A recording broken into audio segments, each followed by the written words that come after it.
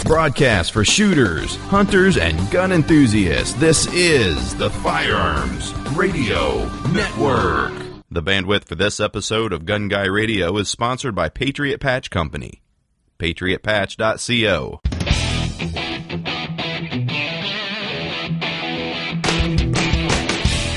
Welcome to episode 233 of Gun Guy Radio. This is the podcast that shines a positive light on the firearms lifestyle. I'm your host, Jake Challand, with co-host Zack Carlson. This is your weekly dose of positive firearms talk without the politics. Hey, Zack. Hey, how's it going? Back from the dead, the walking dead of the post-SHOT Show 2020. I successfully avoided the Kung flu, but I got the Freedom flu. Is that what the SHOT Show bug is called now? The Freedom flu? Yeah, it's just the American version. You know, the regular flu, not the Chinese flu. So, yeah, I was at SHOT, and like the second day, my voice gave out, and it just got worse from there. But that was like my only main symptom, so I didn't really think much of it. Like, oh, it's just because I'm talking so much more than, 90% of my day is emailing, so my mouth isn't open. So at the SHOT Show, that's all you do is just talk, and walk, literally. And so I thought, oh, that's just no big deal. But then by like Thursday, I noticed I was waking up with congestion, and then I was like, okay. And then Saturday morning on the flight home, I had like a dry cough, and I was like, oh, this is not good. And then just Sunday, Monday, just the flu symptoms just hit me. I felt like I'd run over by a truck. And I mean, I slept almost the whole day. Like I only got out of bed for, meals and bathroom, and that's about it. And then at one point I was just like, okay, am I just sore because I've been laying in bed too long? You ever get that where you're just in bed too much and you just get sore from that alone? And I wasn't sure, so I went to the doctor, and they gave you you ever had a flu test? No. Okay. So what they do, they basically take a long Q-tip, and they ram it up your nostril on both sides, and then they take a sample, and then it comes back 10 minutes, and yeah, I had the flu A, I think it was. So thankfully, this is one of the very few times that I caught it early enough. I usually wait, and then by that time, they have to catch it within, I think, they said up to 3 days, but 2 to 3 days of symptom onset, or else it's not treatable. You just got to write it out. So this is one of the few times that I actually caught it in time. So I've been taking the medicine, and we'll see how it goes. But I was always worried because I always get these sicknesses, and I'm like, oh, it's just a regular cold or whatever, and I'll wait it out. But you wait it out, and then you go to the doctor finally, and you find out it's like a sinus infection or something that won't go away on its own without medication. So, yeah, that's what I've been doing. I have not been back to the office all this week, so it'll be like a 2-week out of office type deal, which is pretty extreme for me. So not looking forward to all the mountain of paperwork and stuff that is going to be when I get back. They're like, yeah, every year we send Zack to SHOT Show, he needs an extra week off afterwards. I don't know. I think we should send someone else.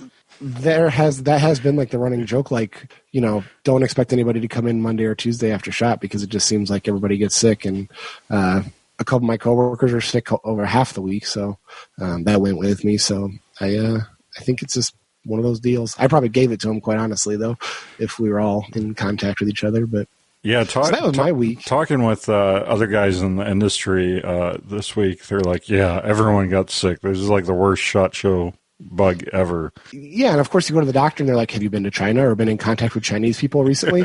I'm like, I was in Las Vegas, which is like half Asian people at any given time. So what do you think? Like I didn't ask specifically their descendant, family tree or anything, but yeah, they're Asian. What do you want me to do about it? I can't, there's not much I can do. So yeah. So what did you do from your safe compound underground? That's right. We're got the barriers up to fight the what's it called? The Chinese flu? The Kung flu. No. It's the Kung flu. It's one of those beers, right? Corona flu. Yeah. So no more Corona around here. We poured all that out and got the barriers up, and yeah, we're prepared. So I got the Secure It stuff in for the massive cabinet I got, with the louvers on the back of it, and it actually has louvers all over on the doors too. Anyway, it has these rifle standoffs with like bungee cord things on them to like hold the rifle to them, and then they also have some base rifle stands, I guess. So I got some of each. Got four of the ones that go up high, and then just two of the ones that sit on the floor. And it works fine with my louver system because they're single units, so they slide into a single slot just fine. So it works well. I got two shotguns and 10/22 in there right now, and I have to find out where the rest of my guns are. Did you find a use for the bungees? I took the bungee cords off immediately on mine because I don't see the need. Well, so I bungeed all mine. The two shotguns I didn't put on that floor rifle stand thing that they make, and it's actually a shelf they're on because I have ammo cans under the shelf, and so it's just too slippery to have them stand there and not slide out. So I'm thinking I need to get some of that stuff you put in like a kitchen drawer, that tacky, I don't know what you call that stuff, tacky. I think they're just like toolbox liners. Yeah, like a toolbox liner. I'm going to put that on that shelf, and then I think I'll be able to put those up there just fine. And now my goal is to find like a cheaper alternative to the Secure-It, because I mean that adds up to a lot of money. It was over. I had a coupon code, and it was still over $100 just to get 4 guns put up, and that adds up really quick. So I might see what I can maybe hillbilly redneckify to hook up sometime. So can we expect like a Patriot Patch version of the louver yes. hangers? Yeah, well, we're gonna stick some Velcro. Some sticky Velcro, because of course that defeats the purpose of having the louver system if you're just going to modify it so much that you could stick it to anything. So stay tuned. I'll keep you guys posted on my adventures in gun cabinetry. So what are you going to do are you just going to use the bins for pistols? Yeah, I could throw the really big bins in there. I could put the pistols in, and I haven't got a lock for it yet. I've got padlocks and stuff. I guess I need to like track down the keys, and this move is just chaos. Like nothing's together. The move from like a year ago now? From 8 months ago, thank you. I've been meaning to Google like best padlock, because I know a lot of those padlocks are super easy to defeat and stuff, and not that I'm really worried about someone trying to hack my padlock, but I was curious like what the best, padlock out there is, because they're obviously not all made the same. True. Yeah, I would probably agree with that. You just gonna order one from Amazon and then get it for free somehow? Hey, I tried that with a log splitter, and so far Did you order two of them? No, but the second one didn't ever come, so I was a little disappointed. I'm like, come on, Amazon, it worked one time. But it's funny, that thing never got scanned delivered either, so they need to get their stuff together on freight. I don't know how they're still making money doing all that, but no clue. Anyways, let's get into the main topic this week. Oh, we got to talk about Patriot Patch Company. Patriot Patch Company, we're shipping the February patch of the month tomorrow. We're shipping the Give Love a Shot shotgun-themed Valentine's patch. And, oh yeah, you picked up a Gray Ghost patch at SHOT? That's one we made. I did. Yeah, and it glows in the dark.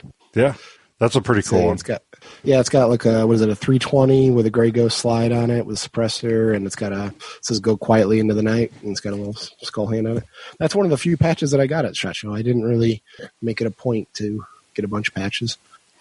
Yeah, I see these guys in the patch groups with like whole backpacks poured out of patches and stuff. I'm like, did you do anything else at SHOT or just run around grabbing patches the whole time? Well, I want to know how these patch guys are doing these super fast one-off runs with Star Wars characters and stuff on them. How are they not getting caught and taking a cord over that stuff? Well, I think just doing small runs and distributing them as quickly or quietly as possible is how they do it. It just seems like a risky business, but whatever. So check it out, the Patch of the Month Club over at patriotpatch.co. February shipping now, and you're not too late. Subscribe now, patriotpatch.co. So main topic.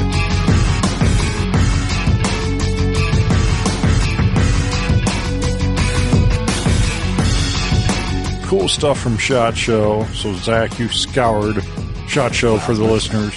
I think I did like 20 or 30 miles. I averaged like 7 miles a day. So 20, yeah, it'd be about 20 miles. So, so what I basically did is just, I want to go through the list of that we started with last show of things that I was kind of looking forward to and what I was hoping to see. And we'll just kind of give a quick follow up on those. And then we'll do new stuff that I didn't even think we were going to see, but that I thought was worthy of talking about. So first thing I talked about last time was CZ Scorpion parts from Tandem Cross.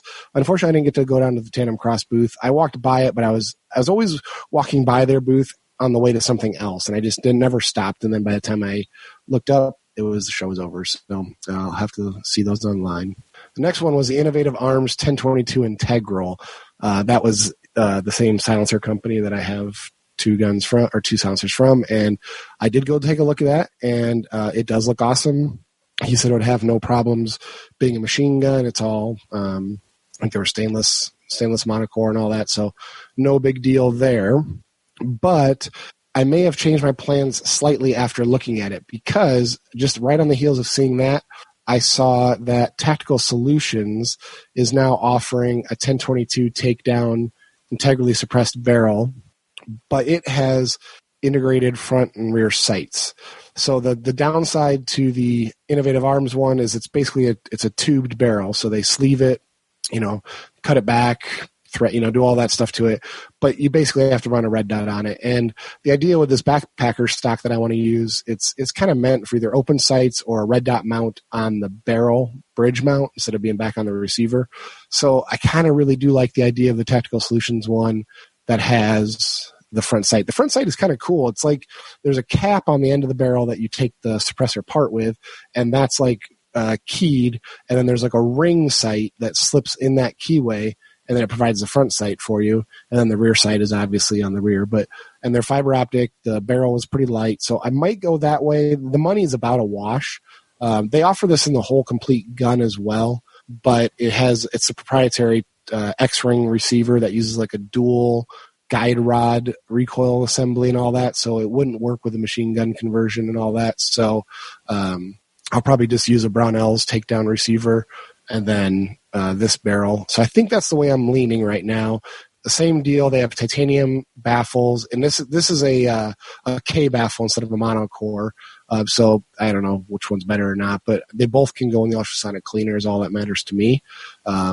And I don't know. It looked good. The price is right. So I think that's the way I'll go, but I haven't fully ordered anything yet, but I thought that was an interesting turn of events.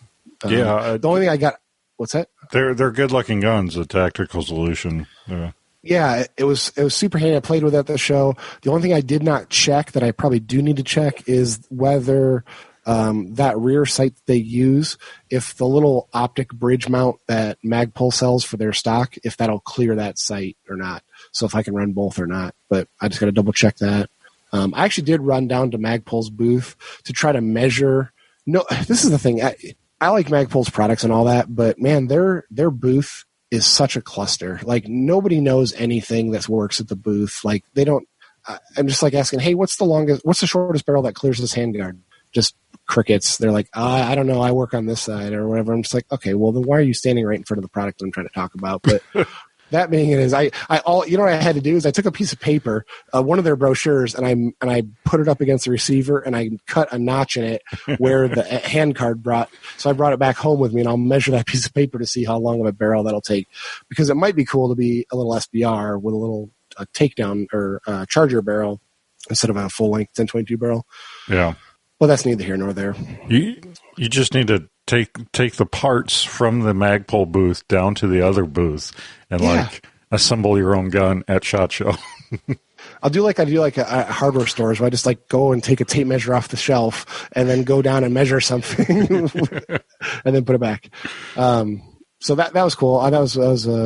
That's probably one of the few things I'm actually buying, like an actual foreseeable future purchase here, except for Holosun's new optics. There was kind of just taking a look at what they came out with, and I went and talked to one of their reps and played with some of their stuff. They've got they have that closed emitter design, kind of like the Aimpoint Acro. It's smaller. It looked fine. What was ingenious about what they did is, so it uses a dovetail clamp, right? So you can't just drill and tap the slide for it because you have to have a dovetail because it clamps externally. And because with a closed emitter design, you can't put through hole screws from the top down. So what they did is they are including an RMR cover plate that has the dovetail milled in it. And then so if you have any gun that's cut for an RMR right now, you just screw that plate down, which will then give you the dovetail that their optic can clamp to. I thought that was an ingenious solution because they just instantly opened up their potential for anybody that has an RMR cut gun, which is like that is the most standard cut that's out there when you buy a pre-cut slide. So I know the Acro has MOS plates and all that. So if you have an MOS gun, you could put an Acro plate on there, but I think it's too big to fit in an RMR footprint. So this Holosun is small enough that it fits within that RMR's footprint, which I thought was really ingenious. It worked fine. I liked where you could do the circle only. I saw a video somewhere where somebody was shooting B8 targets and they were using just the circle, no dot or anything. And the way that circle and then the bullseye circle, just the way your brain aligns two circles, it made it super fast and quick. And I want to try that. I haven't been to the range since I saw that video, but I'm going to try that with my 507. But they had that. So that was really cool. I don't remember the number on that. I think it's a 508 or something like that. But whatever, their closed emitter design one. So that was cool. And then there was another one that was ingenious that I really liked the idea too, is they made a very small one with an integrated rear sight like a Shield RMS. And it actually fits in a Shield RMS footprint, except for the little 4 standoff posts. You don't need them on their optic, but very small. It'll fit all your G43s, all your little single stack guns without overhanging. It was pretty ingenious. So the Holosun stuff, they're just getting better and better. I don't understand how they're doing it, but they're doing it. So the revolutionary roller locks. I didn't actually get a chance to stop by this. I read a couple of the articles after the fact, but it was their MP5 chassis gun design, basically. Didn't get a look at it. I'm curious what other people think about it, or once people start getting them in hand, what they're going to think about them. The KRG, Kinetic Research Group, their X-ray chassis, I did look at it. It's incrementally better for sure. Nothing huge that like makes me just definitely want to have it. But while I was there, they did have their 1022 chassis out and their CZ 457 chassis. Well, not chassis, their Bravo chassis, so it looks like a stock, but it's a aluminum backbone. It looked good. The samples they had were 3D printed prototypes, so who knows when the real final ones were coming out. And nobody at the booth seemed to know all the answers either, so I'm not sure. This was the stuff that most of the stuff on their site's all computer generated too. Yeah, and it's what was interesting was their 1022 chassis had the provision for the kid rear tang, that rear anchor point that you add on, that I added onto my one receiver, or 2 of them. And I was curious if they were going to make a separate SKU per whether you were using the kit or not, because if you're not, it's going to leave a huge gap in the back where the tang would normally go. But if you're using a regular receiver, it would, just leave a hole there. And he said they were only doing one SKU of stocks, and I said, well, okay, well then does it come with a filler plate or something? And they didn't have any clue, so I'll be curious to see what it comes out in production. I think they were saying April or something, so because you don't want it to be unsightly if you're not using the tang, but yeah, we'll see. It's nice to have a bunch of these options taking up the rimfire. I mean, it seemed like rimfire, the 22s were just like, that was the theme of the show, it seemed like. I don't know if you noticed that just by the coverage you were seeing, but did you see how many 22 long rifle things were being released. Seemed like a lot of 22 stuff. Seemed like a lot of subgun stuff. Yep. And seemed like a lot of AK stuff. Yeah, the AK stuff was kind of interesting, too. I don't follow AKs close enough to really know what's what, but the other thing was the EOTech Voodoo Optics. I said I wanted to look at their 5 to 25 again, and I did. And it's definitely on my short list to purchase. I think it's one of the better options.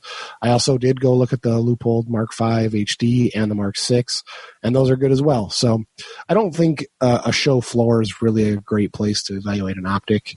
I mean, you can look at it, play with it, but you don't really get a feel for something until you take it outside and the natural light and everything. But they both look equally good. I think it just kind of matters which one you come across first or whatnot. But both of those were good options. Now, I don't know if you remember, we talked about the Savage 110 Ultralight. This was the Savage bolt-action rifle that was coming from the factory with a Proof Research carbon fiber barrel.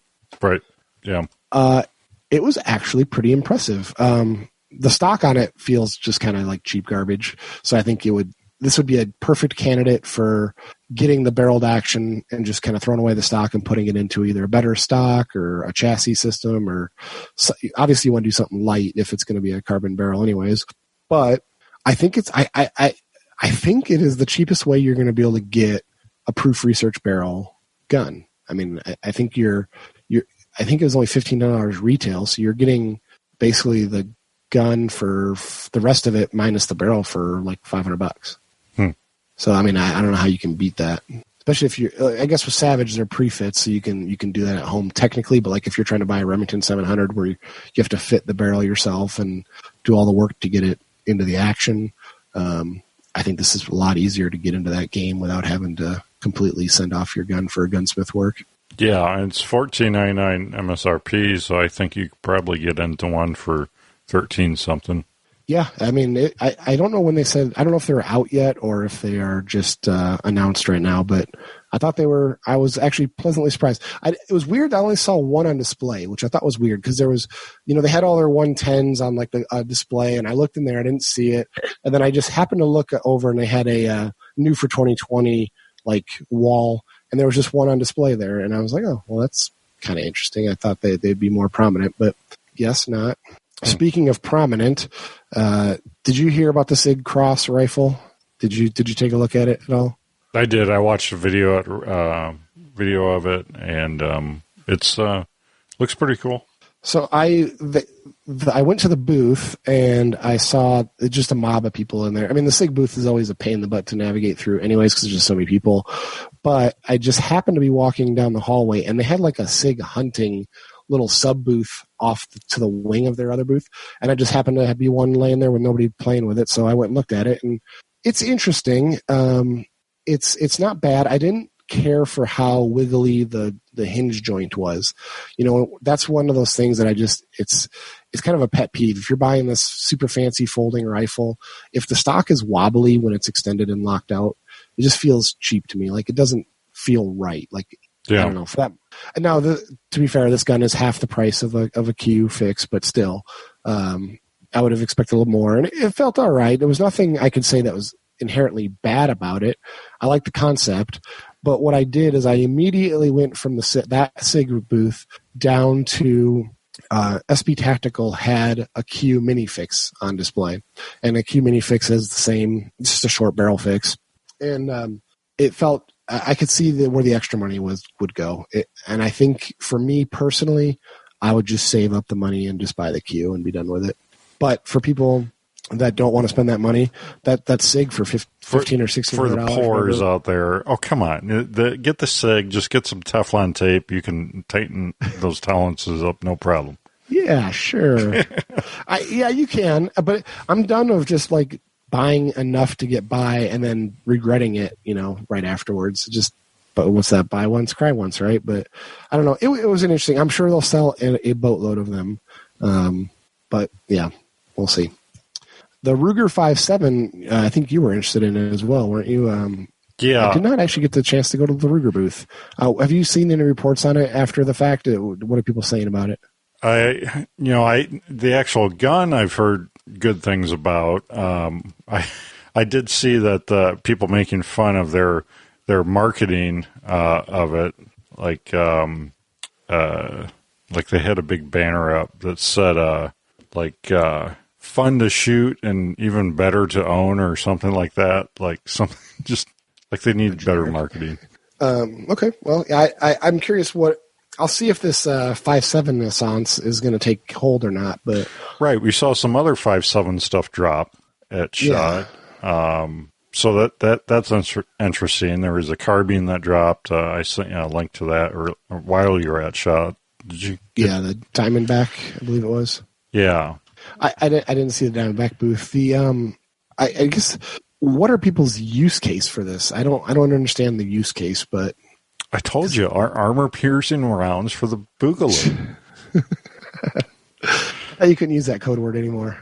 Oh, wait, what are we on to? The Big Igloo? No, they found out that to the shenanigans? Or the... Wait. I got it right here. The Hootenanny. That's what we're on to. The Hootenanny. Okay. Well, we'll see how the whole 5.7 thing shakes out. I wonder if it'll just be another fad or if it'll actually take hold and take its place. But what is definitely not a fad is the HK MP5. And HK did have their SP5s on display, not their neutered versions, the actual real ones, and they're fantastic. Like, they're just... it makes me want to buy another one. Or not buy another one. Buy one again. And I know people dog them, but the straight comb plastic stocks on them. Not the folders, not the collapsibles, just the straight fixed stock. That thing is so comfortable, and I know it doesn't fold and isn't super tactical and all that, but I think that's the version I would get.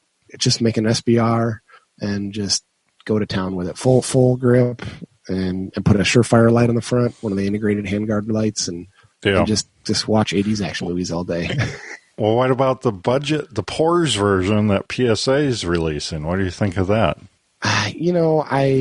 Will they release it? Because did they actually put a date on it?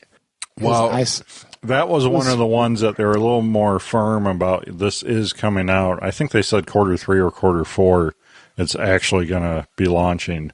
Whereas some of the other stuff they dropped, they were like, can't really say when it's coming out. Like maybe the AK-74 is like that, or something else was like that. So, and did they say how much this MP5 will be? It's PSA. It's the Black Friday would be $1.49, right? Free shipping all 50 states. Yeah. I wouldn't mind having one. Obviously, but. I guess we'll see when they come out. I'm not opposed to a MP5 from PSA, because that's the nice thing is if it's truly an MP5, all the other parts should interchange with it, right? As long as they're not making it proprietary in some way. Yeah, that's the thing. Is it going to be interchangeable? I don't know. That's a great thing about all these, Glock versions is that they're pretty much interchangeable because they're all based on the Glock design. But then you get into some of these other platforms that, they're trying to make, third-party versions of it, but they're all like a little bit different. Yeah. Well, speaking of Glock, I never did find the G49 10mm single stack. Oh, you didn't think it was really coming out, did you? They just dropped the 22. The 22s that have all the slides exploding. Yeah, that's some crazy stuff I've seen there. I wonder what the deal is. It's not really like them to just have an exploding gun. Well, I shouldn't say that, I guess, but it seems off character. It seems like that would be something they would tested pretty thoroughly. And I don't know, is this going to be a shame mark on their record? I don't know. I've seen several videos of people shooting their first rounds through them and the slides cracking, and I'm like, are they not using the same material in their big guns or their regular guns? Those obviously have to take more pressure and abuse than the 22, right? Well, the 22 is like a mixture slide, right? Isn't it half plastic and half metal? Oh, is it? I don't even know. Yeah, it's like a hybrid slide. If you look at it from the side, you'll see a line going all the way down the bottom, longitudinally. That's their problem. They made a Prius slide. Yeah. So yeah, but no G49. I wonder if they'll do it at NRA because they've had. I think they've released some guns at NRA instead of SHOT. So maybe I'll just keep holding out hope, but we'll see. Speaking of guns that I was excited about, the Colt Python, and I went and played with one. I was like, it's all right. I mean, I'm over it. I don't need to buy one. I mean, is that just because you're not a wheel gun guy? I mean, have you held a real Python? Original one? We got one in the office. Yeah, we got them in the office. So you've played with a real one there in the office. So you're saying the new one doesn't compare to the old one? No, I'm not saying that. I'm just saying I don't. It's fine. I never would have bought a real Python either. It's just too much money for me to just sit there do nothing. Yeah. But yeah, no. In our conference room we have like a Anaconda, a King Cobra, whatever. All the snake guns from Colt. There's one of each in there. But it was okay. It wasn't bad. It wasn't great. It was just kind of is what it is. I did do something else in guns this week. I went to the local gun show. I thought I'd check it out. And you just talking about the wheel guns and stuff made me think of some of the higher end collectors that are trying to sell their wares, and some of those gun show booths, they have like signs everywhere that says, do not touch, ask to touch. And I'm like, come on, really? And like some of them are in glass cases and everything. And they had some Pythons and Anacondas there, and they still had their, real high price points on them. I'm like, I wanted to say, buddy, there's new ones out. You know that, right? Yeah. I don't know. We'll see what happens with that collector's market, I guess, as time goes by. But that's another one of those guns where people are having issues with too already. So maybe those bugs weren't worked out. So we'll see on that one, I guess. But one gun that I wanted to see that I didn't get to see was the CZ Shadow 2 single action only. I went to CZ's booth and it was absolutely mobbed. And there was people standing all the way in front of the line of guns, and I could see it. I just couldn't get my hand in there to touch it. And I was patiently waiting for these two people were talking. One of the CZ reps and another person were talking in like Spanish or something. So he was helping an export customer or whatever. So I was like, I'll wait my turn, And then this woman comes up behind me and just reaches past me and grabs the gun. I looked at her like, are you freaking kidding me? Like, we've signed a social contract to be here. You wait your damn turn like I'm waiting my damn turn. Not you just, and I shook my head and I walked out. I'm like, I'm over this. Karen. Yeah, come on, Karen. I should have said that. You should have. I wasn't quick enough for that one. And it's CZ, Zach. They're not Spanish. They're Czech. So I think. Yeah, but he was speaking like Spanish. It was I recognize some words. The other gun, our other booth that I shook my head as I was walking away from it was the Altor single shotter. Do you remember this? You're laughing at me for this gun. Was this booth mobbed as well? No, well, they were in the pop-up preview, which was only a one-day event up on the 5th floor. Oh. So I came out there. There was two elderly gentlemen working the booth, and I looked at the gun. I said, "Oh, that's pretty cool." It didn't look bad. It looked different. And I asked a simple question. I said, "What is the OD of the muzzle here?" And he goes, I can't give you that to you." And I'm like, what do you mean you can't give it to me? Anybody can get it with a pair of calipers. It's not like it's proprietary information. He goes, well, what are you going to do with that? And I'm like, well, I want to know if it's big enough to thread to 1/2x28 so I can put a suppressor on here. He goes, oh, liability says we can't do any of that. We as a manufacturer can't give you any of that data because then we'd be held liable if you put a suppressor on there. I'm like, are you freaking kidding me? I'm like, just a rough number. Like, do you know if it's over 500,000 or whatever? And this is supposedly like the designer guy, and he just kept beating that drum of liability. And I just looked at him and I was like, well, you're an idiot. And I walked out, and I'm just like, and then I sent a couple other people over there to look at it. One of them, my buddy Dan, the machinist, to see if he could eyeball it to see if he knew if he could thread it. And they gave him the same sob story about liability too. I'm like, you guys don't think you're something you're not. Like, nobody cares. Like, just give them the number or keep a pair of calipers at the booth and just say, well, you can measure it, but we can't give it to you. Like, I think that's buy your stupid gun. I think that's code for they don't have insurance. Probably. Yeah, it doesn't look like a very practical gun whatsoever, but no, you don't say. Yeah, you don't say, but they're cheap.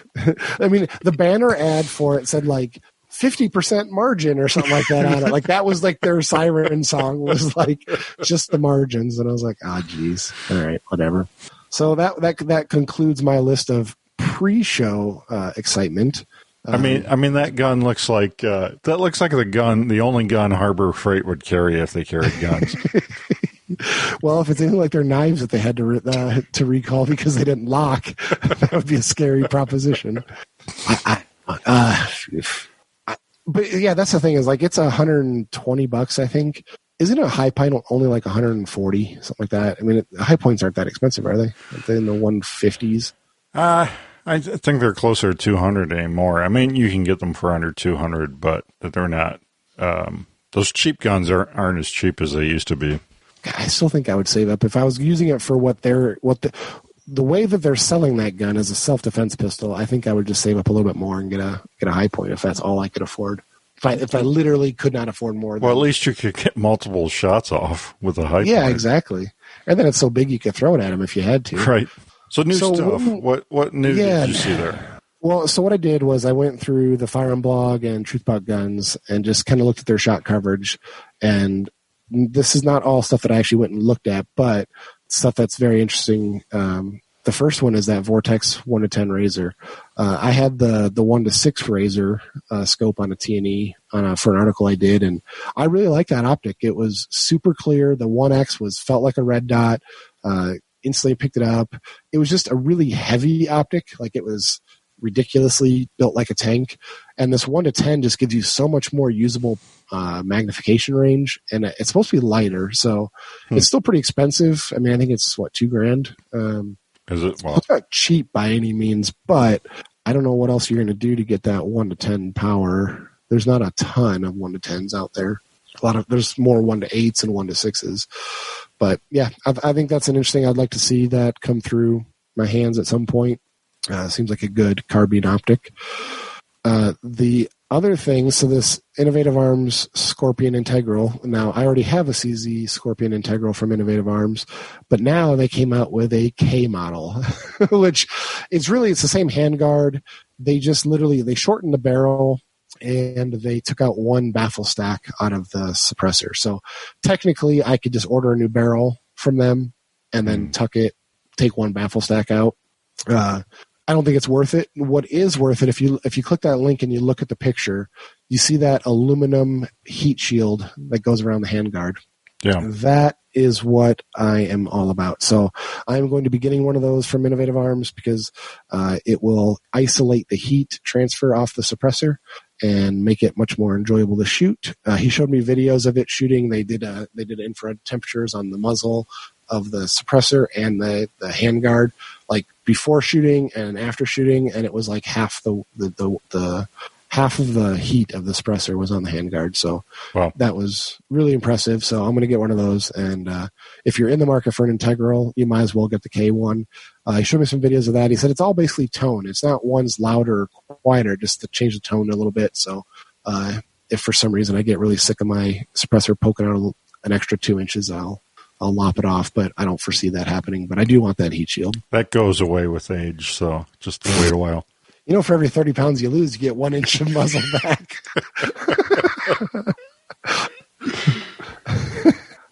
Anyways, you alluded to PSA earlier, and I was in a meeting at SHOT, like one of the first couple days, and somebody said, "Hey, did you see that Palmetto State Glock?" Yeah, I did. No. I said, "Hey." Yeah, well, you saw it. You said it afterwards, but and they're like, "Well, I don't know if it was public." So I saw it in a back room meeting, and I was like, "Okay." So I kind of like stealthily went by their booth and to see if they were publicly on, because I didn't want to be like, "Hey, so and so told me about this Glock you guys have," and so I found it. What was very interesting is, so if you look at almost all of the like Glock clones out there these days, you can tell who OEMs the frames for them, because there's very few companies that are actually making the frames themselves. We're one of them. Polymer 80 is another, and Nomad Defense is another, and apparently now Palmetto State is another, because looking at their frame, they had the locking block kind of like a Polymer 80, but it wasn't a Polymer 80. It was different, because Polymer 80 still uses 2 pins on the locking block, and then they use their little anchor pin that holds the whole railed locking block assembly into the frame. And it was like a hybrid of those two. So I just happened to I don't know if I got lucky or what, but the guy that designed the gun was there, and I was able to talk to him, and he said, yeah, that they tried to use a Polymer 80 first, and they didn't, or whatever happened with that. But they made their own frame, and that's a super ambitious project. And that's the one thing you get with PSA is like they're a very vertically integrated company where they own foundries, they own all these machine shops, they own all this supply chain component part companies, and it shows in there. I mean, they literally built all those parts. It was kind of funny though, because as soon as he saw me, he goes, "Oh, you saved my butt," and he pulled the slide off, and it was a Lone Wolf trigger bar in it, because he's like, my stamping got screwed up right at the last minute, so I threw your part in this one for the show. And I was like, oh, yeah, I'm glad we could help, I guess. But it's pretty comfortable. You know, really the grip feels like the Taurus TX22 pistol. Like the shape and everything, it feels just like that grip for whatever reason. I don't know why. I guess I didn't ask, and I should have, why they decided for the hinged trigger, like the MMP trigger. It's not a very popular choice, I wouldn't say. But the good news is it's pretty much all Gen 3 Glock compatible, so you can swap out whatever favorite trigger you have in there. So, you know, people always like, well, are you worried about a $300 Glock? And I'm like, no, not really. If anything, hopefully the gun is just good enough, and that people feel like they saved so much money on the gun that they can buy other aftermarket accessories for it. Yeah. Hopefully their barrel's crappy and it just shoots like a shotgun, and then everybody wants to buy a barrel for it afterwards. That'd be ideal, but... Well, yeah, the $299 price point's a big thing about this. Looking at it, it's got a beaver tail on it. So if people looking at a Glock wants, they'd rather have more of a beaver tail on a budget. It's got that. And then the grip on it is more of a grip of texturing of like some of the SIGs, I'd say, right? Or yeah, it felt comfortable. I mean, everything. Yeah. I couldn't find really any fault in it, quite honestly. It was fine. There's nothing. It wasn't like a super high end precision one or anything, but it doesn't have to be for $300. I mean, you got to just figure out what you want. I think this is more of a stab at Glock themselves, because Glock could have brought Glock to America for $299 or less. They just decided to do it at the $500 price point because they wanted to make more money. And Palmetto's showing that, well, no, actually you can do the same exact thing for $299. And what's very interesting that you say the Glock thing is, I will be very curious to see what the legal response from Glock is. I don't think they care too much about all these really high expensive Glocks, but as soon as you start, this might actually make a dent in their bottom line because people have a cheaper alternative. That might be enough for Glock to just really scrutinize it and try to find anything they can sue them on for it. So what's the deal with this? Is it because they can do the Gen 3 copy because all the patents are over 20 years old now? Is that the deal? No, you can't. You still can't. It's not patents. It's trademark. Glock's trademark is blocky when viewed from side, top, and front, I think.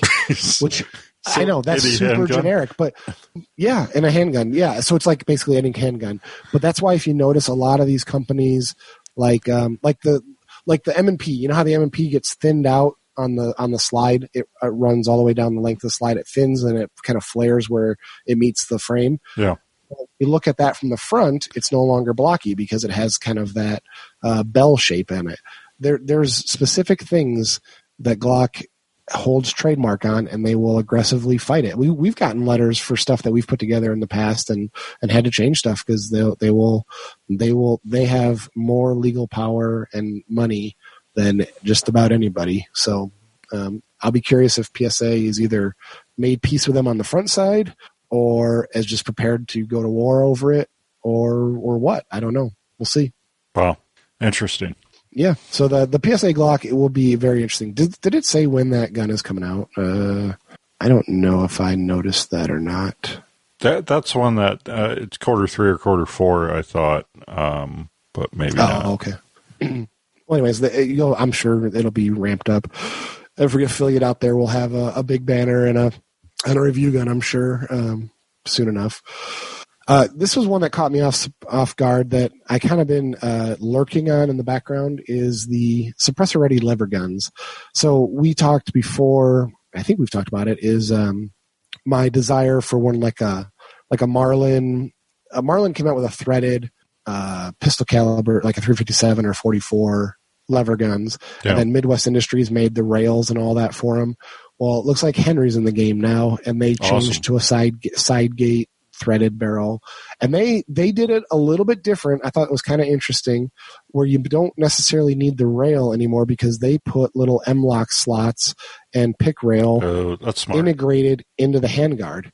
So it's not so tacky looking like they kind of can be when you put a full-on rail system on them. But I don't know. That's pretty neat. 357, 44, 45 Colt, 410. I don't have a suppressor for 410, but I could do a 357 pretty easy, or even a 44. Really. Does this interest you? I mean, this seems like a South Dakota special, right? Oh, here. Absolutely. Yeah, these are cool. We made a patch, Buffalo Hunter patch. That's a silenced lever gun. So yeah, we're fan. Ryan and I are both fans of these tactical lever guns. Are pretty cool. So $970. That's actually not terrible retail. So hopefully, if you can get them I'll have to look to see if they're starting to show up in the distributors' websites yet to see how much they're actually going to go for. But I think that's kind of cool.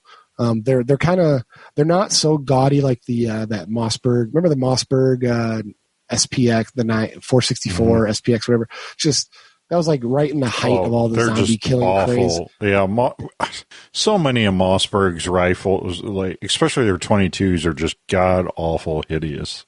But the Henry looks. I think it looks. If you just look at it without a suppressor, without anything on it, it looks close enough to be classic. Mm-hmm. But then it has all the provisions for everything else, and I think that's pretty cool. So that's on my radar for sure. And then this is one where I was a little bit too early, apparently, but. Did you see Beretta is doing a threaded barrel 21A from the factory? No. Mm-mm. So my little 21A Bobcat, the little tip barrel 22, right? I had to send mine off to get threaded at Bueller Ballistics, and I love that gun a lot. But the adapter isn't as clean as a pre-threaded factory barrel from Beretta. So. If you're in the market for one, if you've seen my pictures or anything and want one for yourself, I would probably just wait and get one right from Beretta. They're doing some new finishes too, if that's your thing. But I'm hoping the resurgence of this gun will prompt Crimson Trace to come back out with their laser grips for it. They discontinued their laser grips a while back, and I never was able to buy a set. And I think that's the perfect grip for that gun. Does Taurus still make a version of this? Didn't they make a version? Yeah, they made a version very similar to it. I don't know if all the parts interchanged or not, but that's a good question. I don't know.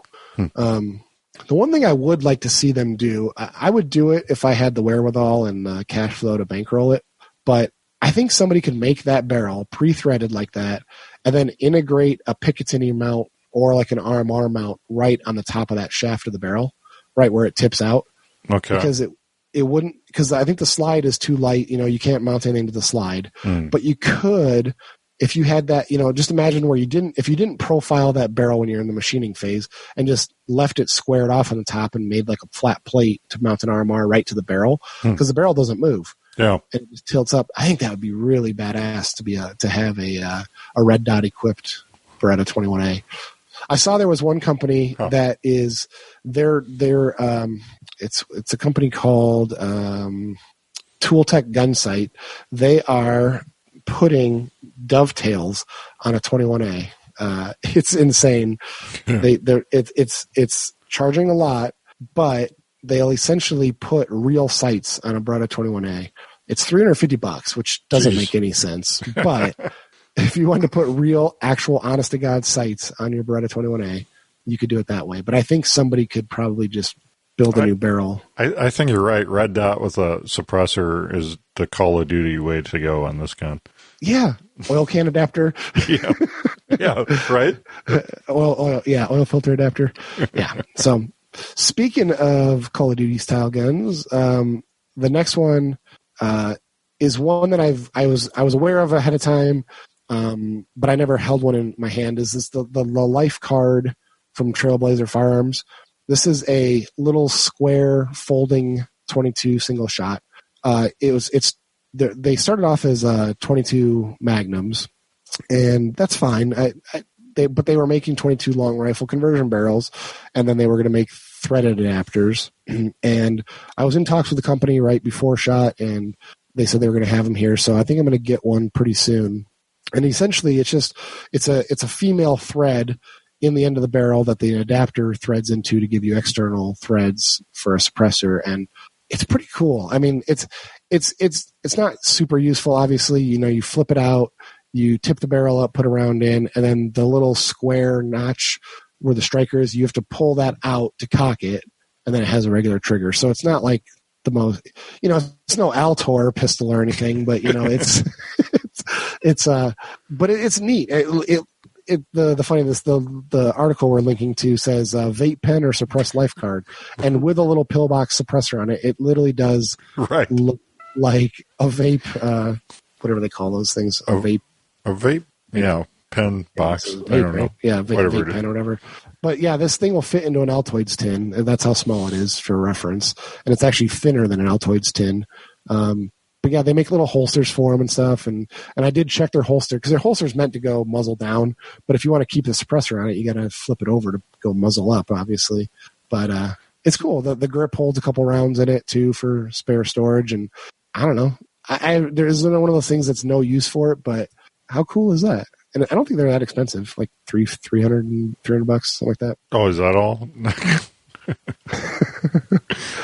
$339 MSRP. Yeah.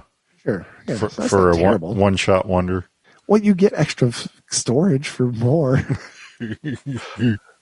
Bang! Hang on. Let me open my Altoids container and get more 22 out. That's why you just got to buy two of them, and then you have one ready to go each time. Well, on the one downside I did think about it was that there's no way to. I don't think you can keep it cocked and then fold it.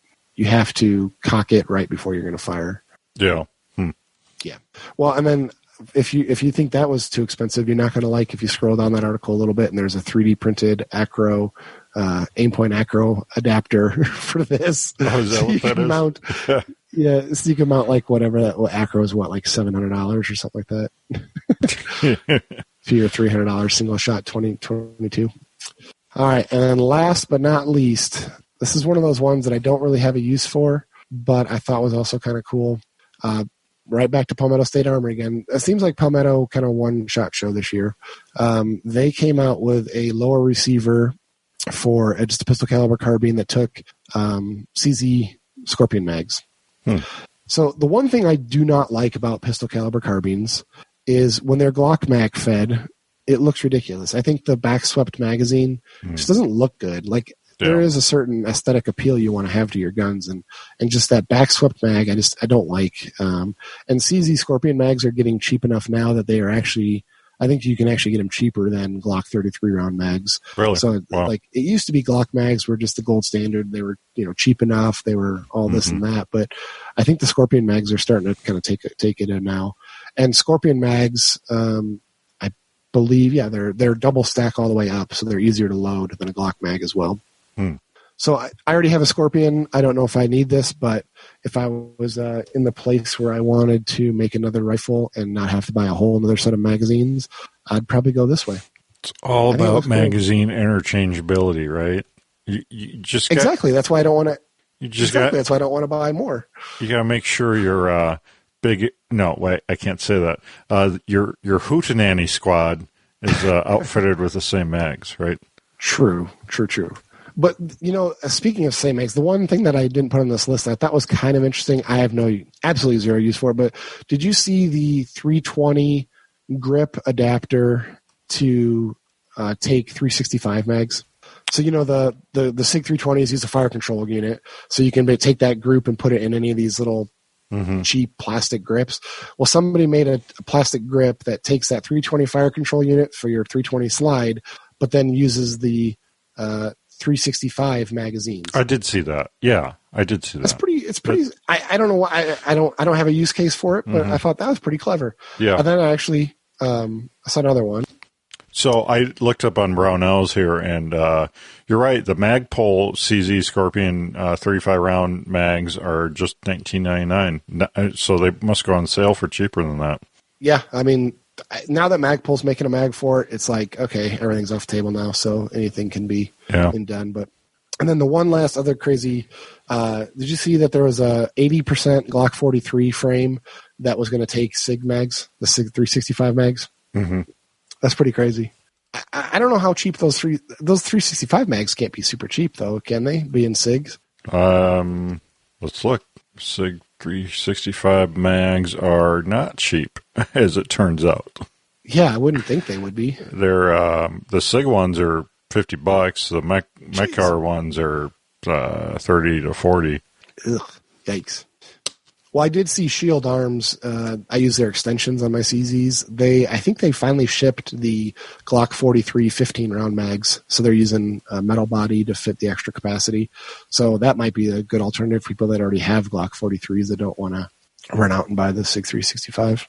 Yeah, it's going to be interesting. I mean, that might be kind of the future innovation here is like what mods can we make to allow interchangeability of different magazines on different platforms that you haven't seen before. It's smart. I mean, I'm waiting for somebody to do a 320 grip with a Glock mag on it. I'm sure that's at some point going to come. Well, I mean, that's always been the thing, What does it take? The first comment on that what was that? The Altoids gun, the life card gun. The first comment on that is, does it take Glock mags? Of course. Leave it to the internet. But I think that's a pretty good list. I mean, I thought this SHOT Show was pretty good product-wise and everything. I didn't have any complaints. Yeah, I mean, it's a SHOT Show that I could see myself having a lot of fun at just looking at all the new stuff, and I haven't been able to say that for the last couple of years because the last few years it's been like, one or two cool things, but like this year it's got more than a handful of cool things that are worth looking at, which is pretty neat. Seems like the industry has kind of gotten over the Trump slump in some ways or adapted to it. So that's good. A couple of things I saw that I want to take a look at, and it's been out a while in the partially, but the Brownells AR-180, they've had the upper out, and now they have a lower out, and the lower doesn't have a buffer tube coming out the back, so you can put collapsible folding stocks on it. So that's pretty cool. Trying to think what else I saw. Well, the Palmetto we briefly mentioned, they do have some AK-74 variations coming out as well. And then we saw some other companies with AK variations coming out as well. So we'll have to... Oh, the PSA Jackal. Did you look at that? I did not. The only thing I saw in their booth was the pistol. After the pistol, I walked away, and I should have probably perused it more. So tell me about the Jackal. So the Jackal is an AR-15 platform chambered in 300 blackout, but the top end is more like kind of like a twist, something in between a G3 or MP5 with some AK flavorings in it. So it's really different, but it's also pretty cool looking. Like for a sub gun or, a small, I don't know. I mean, looking at it, I'd call it a sub gun. I don't know what you'd actually categorize it as. But, I mean, if it comes out and actually shoots and it's got a good price point because it's PSA, I mean, that'd be a really fun little gun to run around with. So is it piston driven or is it, you said G3, so is it like a roller delayed action or does it say? So I read it, and I don't remember, and now I can't find it. But it's no. So this is a one that they're not revealing the internals yet, but that's the best. That's the best. I guess behind closed doors they did reveal the internals to some press, but there's no pictures or anything of the internals of this. But they say when you do look at it, opened up upside down, that it does make sense how they fused that all together. So. Be interesting once they I don't know, maybe it's just PSA vaporware too, like you said. Some of these other things that they touted in the past shot never came to fruition, so we'll see. Another thing I saw was Cheaters ammo pods, and they're like these like, is this a joke one or is this a real one? No, this is a real one. I'll put a link here. It's about halfway down on this page. Zach, sorry I didn't put this in sooner, but they're I thought it was kind of a joke thing too, but they're preloaded ammo pods, I guess, ammo things. You buy them, they already have ammo in them, so that you can just like click them into your magazines, and like maybe not cool for you or me, but like for people with hand dexterity issues and stuff, this can really solve loading magazines for them, because it uses more of your muscles in your arms and not your hands or fingers to operate it. So you can, if you got some, if it's just age or some disability or whatnot, this might be a solution for you to load magazines more painlessly or quickly, or I don't know. That the guy says it's actually honestly one of the easiest ways to load a mag for anyone. But obviously they're more expensive and stuff and everything. And they're only out in 9mm right now. But that's fairly innovative. I thought. I don't know. It's like the way to explain this to people. It's like it's a magazine full of ammo that you fill your other magazine full of ammo with. Like, it just seems so wasteful, because it's like, oh, they're meant to be recycled after a single use, so you don't end up landfilling them. I'm like, yeah, but like that seems so. This is definitely a first world thing. Like, yeah, but that's what makes it great. I mean, okay. How much do they have it? Yeah, they don't have a price point. You didn't look at the Luago Arms Alien pistol, did you? I didn't. It looks cool in pictures and everything, but it just, I don't know, $5,000 for a pistol, just out of my stratosphere. Yeah, but it's not for the pores. That's got to be a Zack gun, right? Yeah. Well, I'm more like the middle class. That's more of a upper middle class gun. Yeah, maybe those will come down eventually, because I guess the ones they're bringing in now are like limited edition collector's packages for $5,000. So, maybe that price will settle down once they get them, in the country and different versions of them. We can all hope. But apparently it really is kind of the coolest, most innovative gun. Yeah, I don't doubt that. I mean, what is kind of cool, did you see it with a suppressor on it? Because with a suppressor on it, the bore axis is so low that you don't need suppressor height sights. Yeah. A regular suppressor still clears. Okay, so these cheaters in 9mm for 45 rounds is $14.99. So that means they're 30 cents a round, basically. I mean, people pay more than that for... Not for 9mm plinking ammo. Hey, plinking ammo should be like 16 cents a round. I said it was more expensive. Okay, Zach, I just hope you get old with arthritis and you can't load your mags, and then you have to buy these. That's why they make 9mm revolvers. No, I mean, I guess if you need it because of physical, disabilities, I get it, but it just seems like such a problem asking for a problem. It just seems weird to me. Maybe they should have a service where they just sell you brand new magazines preloaded with ammo, and then you just throw them in the landfill when you're done. I mean, that would be... Well, why don't we do it like an alternator? When you buy an alternator, you got to take the old alternator back as a core charge. Like, there you go. Just buy mags full of ammo, and then when you done, that'd be a great service. Yeah, that'd be a great service for gun stores to have. You go to the range, you shoot all your ammo, and you bring you bring all your empty mags to the counter, and then they have some child labor in the back load them all for you, and then you pick them up the next time you go shooting, and all your mags are loaded, right? Yeah, I think it's kind of like when, those guys that like buy growlers full of beer, you have to go back and just fill up your growler and seal it up. Yeah. Same deal, just for ammo. All right, problem solved. Well, on that note, did we solve all the world's problems with SHOT Show? I think so, and possibly infected the U.S. with something. Flu.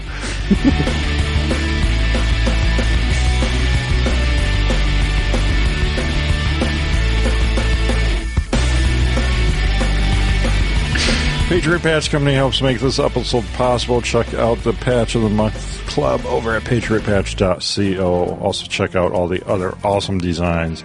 They have cleaning mats over there too. Have patch panels. A whole bunch of cool stuff. patriotpatch.co. And if you're in need of website design, graphic design, check out Ryan Cross's company, Hunter of Design.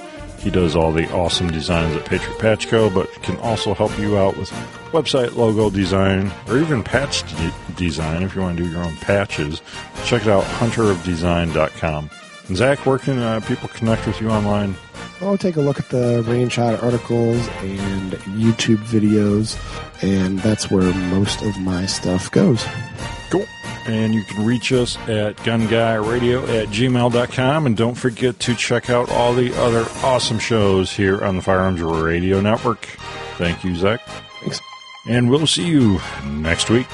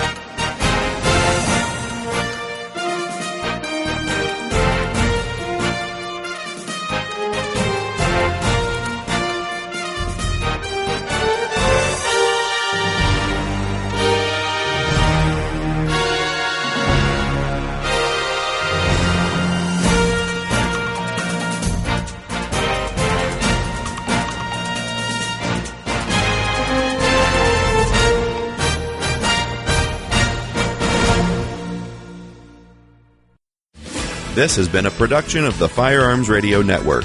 You can find more information at firearmsradio.tv.